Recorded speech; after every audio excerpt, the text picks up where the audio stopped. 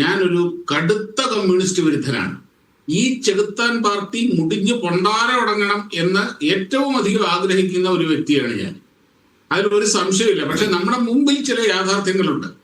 ആ യാഥാർത്ഥ്യങ്ങളെ ഞാൻ എൻ്റെതായ വിലയിരുത്തി ഞാൻ സത്യസന്ധമായിട്ട് പറഞ്ഞ അഭിപ്രായമാണ്. അതാണ് അതിന്റെ ഞാൻ ഇനിയിപ്പം അതിനെ ഏതർത്ഥത്തിൽ എടുക്കണം എന്നുള്ളത് നിങ്ങളുടെയൊക്കെ സൗകര്യം. പിന്നെ വേറൊരു കാര്യം, ഇപ്പൊ ഇവിടെ BJPയുടെ കാര്യം, BJPയുടെ നിരാശയെ പറ്റിയൊക്കെ ഇദ്ദേഹം ബഹുമാനപ്പെട്ട ദാമോദർ പ്രസാദ് പറഞ്ഞു. സത്യത്തിൽ ഇവിടെ ഇപ്പൊ ഈ ശരിയാണ്, ഈ കഴിഞ്ഞ പഞ്ചായത്ത് ഇലക്ഷനിലെ വോട്ടിന്റെ പെർസെന്റേജ് നോക്കിക്കഴിഞ്ഞാൽ BJPക്ക് കുറഞ്ഞു. ഒരു കാര്യമുണ്ട്, BJPയുടെ ഫോക്കസ് എവിടെയായിരുന്നു കഴിഞ്ഞ പഞ്ചായത്ത് ഇലക്ഷൻ? BJPയുടെ മുഴുവൻ മെഷീനറിയുടെയും ഒരു പ്രധാന ഫോക്കസ് തിരുവനന്തപുരം കോർപ്പറേഷനായിരുന്നു.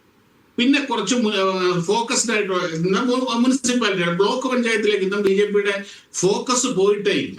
ആ ഫോക്കസ് ഏരിയയിൽ എവിടെയാണോ BJP ഫോക്കസ് ചെയ്തത്, ആ ഫോക്കസ് ഏരിയയിൽ BJP വിജയിച്ചിട്ടുണ്ട്, നല്ല പോലെ മുന്നേറ്റം ഉണ്ടാക്കിയിട്ടുണ്ട് ആ ഫോക്കസ് ഏരിയയിൽ.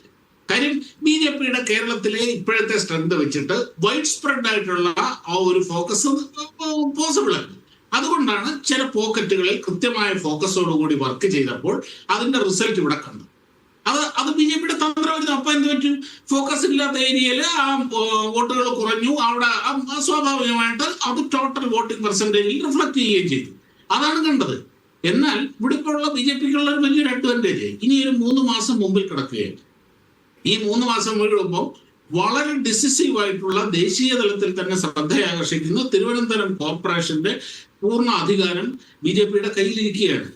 അവർക്ക്, അതായത് അതിലേക്ക് കേരളം മുഴുവനും ഉറ്റുനോക്കുന്ന ഒരു കാര്യവുമാണ് തിരുവനന്തപുരം.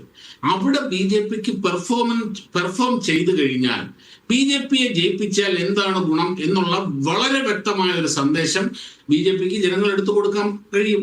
ഇനിയിപ്പം വരാൻ പോകുന്ന തെരഞ്ഞെടുപ്പിലും BJP ഇപ്പൊ പറയുന്നുണ്ട് ഭരണം എന്നൊക്കെ, അതെല്ലാ പാർട്ടിയും പറയും. പക്ഷേ BJP ഫോക്കസ് ചെയ്യുന്നത് ചില മണ്ഡലങ്ങളാണ്. വളരെ കൃത്യമായി ഐഡന്റിഫൈ ചെയ്ത മണ്ഡലങ്ങളെ ഫോക്കസ് ചെയ്തുകൊണ്ടായിരിക്കും BJP അടുത്ത തെരഞ്ഞെടുപ്പിൽ മത്സരിക്കാൻ പോകുന്നത്.